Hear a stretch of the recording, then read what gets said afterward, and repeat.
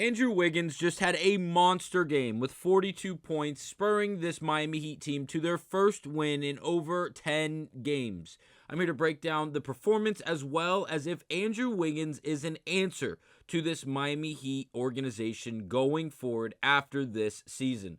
Welcome back to Heat Digest. I'm Houston Kellman, and we're going to be breaking down all of that on this episode of Heat Digest. But first, before we get to the news and information, do remember to subscribe to the channel. If you're a part of the 85.5% currently watching this video, not currently subscribed to the channel. Thank you guys. Now let's get to it and break down if Andrew Wiggins is the answer, or an answer, we should say, as, again, right now, one guy is not going to solve the problems this Miami Heat team has gone through up to this point of the season. Now, obviously, there is an asterisk in some degree on this season for the Miami Heat, and the reason being is because of Jimmy Butler. Jimmy Butler was our 1A guy going into this season, and obviously, he was a disgruntled all-star who wanted out, and when he did get out and landed in Golden State, things got very good for him. Obviously, they are 16-2, 16-3 since his arrival there, and now during his tenure, they have been very, very good, and that is great for them. That's great for Jimmy Butler,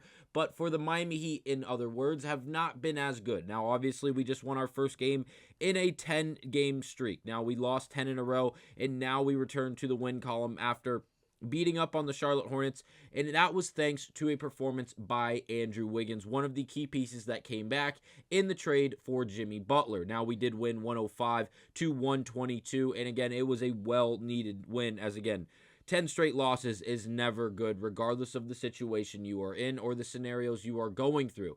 But again, for the Miami Heat, we have been battling. We've held big leads against notable teams, and regardless of the situation, the game, we just blow leads. There's no way around it. Eric Spoelstra and the rest of this Miami Heat organization have been inept and incapable of maintaining a lead once they have it. And again, whether it is in the first half or going into the third and fourth quarter, again, lead blown after blown lead after blown lead, and it's not resulting in good basketball. And now we have a performance from Andrew Wiggins that really propelled this Heat team to a victory. And again, it was very, very much needed.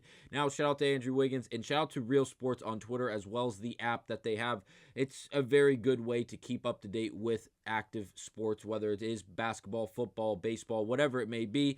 They posted this graphic of Andrew Wiggins' last two games, including last night's performance, where he had 42 points on 6 made three-point shots. And the biggest thing, and the biggest takeaway, I should say, from this Andrew Wiggins performance is the efficiency. Now, if you look at the stat line, in 35 minutes, he had 42 points, 3 rebounds, 5 assists, 2 steals, and 1 block, a plus-minus of plus 22. Absolutely phenomenal stuff from Andrew Wiggins. And he shot 76% from the field.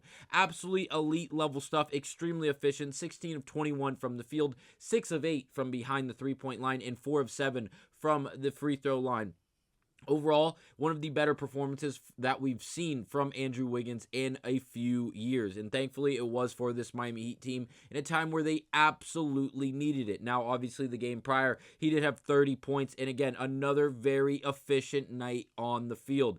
30 minutes, 30 points, 2 rebounds, 3 assists, 1 steal, 1 block, plus-minus of plus 4. Again, this was in a losing effort for the Miami Heat. But again, 76.9% from the field. Let's call it 77% from the field shooting-wise. Absolutely stellar stuff from Andrew Wiggins. But now, we know that Andrew Wiggins was acquired via trade for Jimmy Butler. Obviously, we got De'Vion Mitchell as well as Kyle Anderson and others in that trade. But is this going to be an answer going forward for this Miami Heat team? I will say, not only did we get a 3-1 sweep, or gentleman sweep, we'll call it, on the Charlotte Hornets, it was a well-needed win. We should be beating teams like the Charlotte Hornets. On paper, we have a much better roster with Bam Adebayo, Tyler Hero, Duncan Robinson, as well as others, including Andrew Wiggins. But back on March 10th is when we got humiliated in a 3-point loss to the Charlotte Hornets when Duncan Robinson did step out of bounds on the inbounds play to close out the game. Despite making the shot, he had already stepped out of bounds. It did not count, and the Charlotte Hornets went on to win that game. Tyler Hero did go to the skate park when trying to guard LaMelo Ball. Overall, just a not a very loved game for the Miami Heat fans and supporters, if you will. As again, it was just a devastating loss. And in the middle of this 10-game losing streak, right when we thought we were going to be able to break the curse of our 3-game losing spell. Obviously, we went on to lose to Charlotte. Then, again, we went on to lose 6 more games in a row,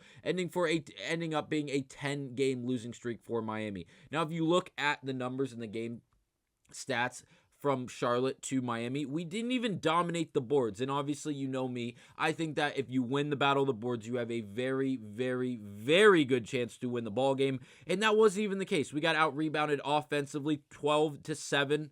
Usually when we give up that many offensive rebounds, it does not result in wins. And then overall defensive rebounding, 28-26 in favor of Charlotte. Overall, getting beat in the rebounding category, that's 40-32, something that we usually don't see when we do end up in the winning side of things. But despite that, because of a performance from Andrew Wiggins, we did result in getting a win, which is great. But now we still sit in the 10th seed. We are 30-41. It is amazing that we are 30-41. It just does not feel real. We are 71 games into this NBA season, and again, there's only 11 games remaining. Whether or not we get into the play-in is going to be interesting. At this point, it feels like a wash. It really does. This season feels like a wash, and I hate saying that. I want to see Miami be competitive year after year after year. I believe with the roster currently constructed, we could give teams problems, and I'm not arguing that we're going to win an NBA championship. I'm not arguing that we'd beat Cleveland or Boston in a 7-game series, or even Denver, or the Lakers when they're fully healthy, or the OKC Thunder, or these high-end teams from the Western Conference. But these teams in the Eastern Conference, I still believe we could definitely give a run.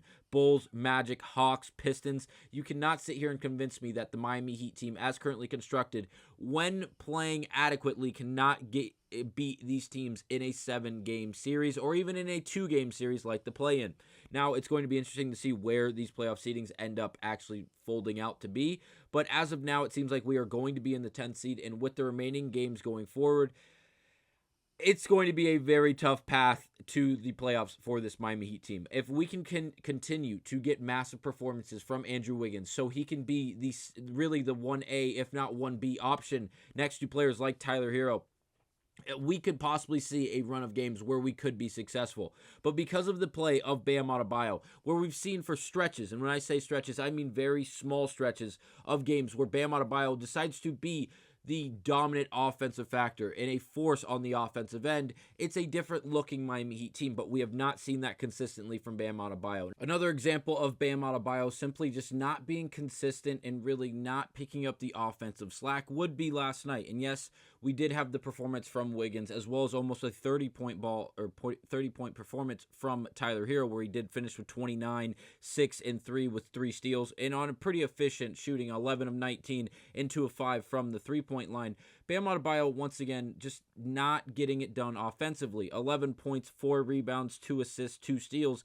Defensively with the 2 steals, that you can credit his hat, as well as also altering shots at the rim. But when you look at the assist and the rebounding numbers, those are severely down, as well as the points, obviously. And again, not very efficient on 4 of 10. Really, we expect Bam to be shooting 14, 15, 16 shots a night. And no one would be complaining. We need Bam Adebayo to be the offensive force that we know and really hope for night in and night out, because if Wiggins cannot, obviously we're not expecting 42 points each night from Andrew Wiggins, but if we can get a quality game offensively from Andrew Wiggins, and Tyler Hero continues to be the Tyler Hero that we've seen all season long, and with career highs in points, shooting percentage from 3, as well as overall field goal percentage, the assist numbers, and all the other great career highs that he's setting this year, and then Bam Adebayo is Bam Adebayo, this team is credible without a doubt. And then obviously we have 3-point shooting with Duncan Robinson, Alec Burks, Devion Mitchell coming off the bench or starting as the point guard is going to be reliable, as he's a defensive-minded guard he does not care if he's willing or if he wants to score, or if he's just going to be there to defend at a very high level, and he's going to fit in on any roster in the NBA, specifically this Miami Heat team. Then we see players like Haywood Highsmith, a volatile offensive player who, again, another defensive-minded guy.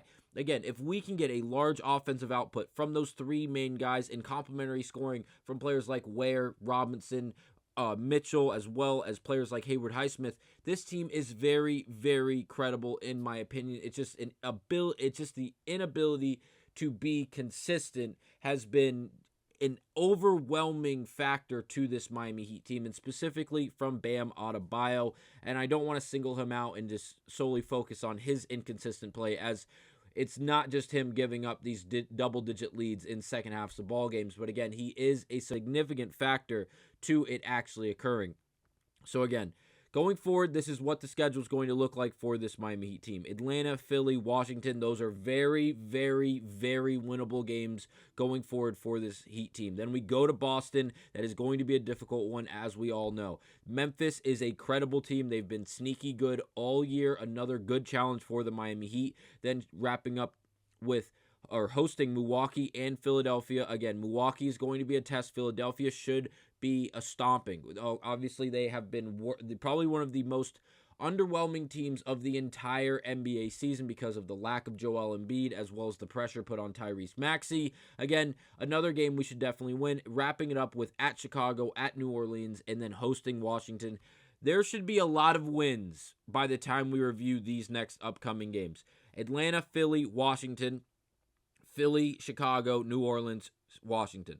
Those are 7 games out of the ones listed where we should definitely be, without a doubt, in the game when it comes to an end, where we are in the driver's seat, if not right on the brink of being in the driver's seat. And we should really try to go into this postseason. It seems like we are going to be the 10th seed, if not even the 9th seed going forward. As again, there's only a game difference between us and Chicago, as again, from the 10 to the 9 seed. And then again, only a 3-game difference between us and Orlando. That'd be cool to be able to beat Orlando, own the Southeast Division, and be able to get into the top 8 of the NBA Eastern Conference. Again, it seems like a long shot based off how this Miami Heat team has been playing as of late, but this schedule is very favorable going forward.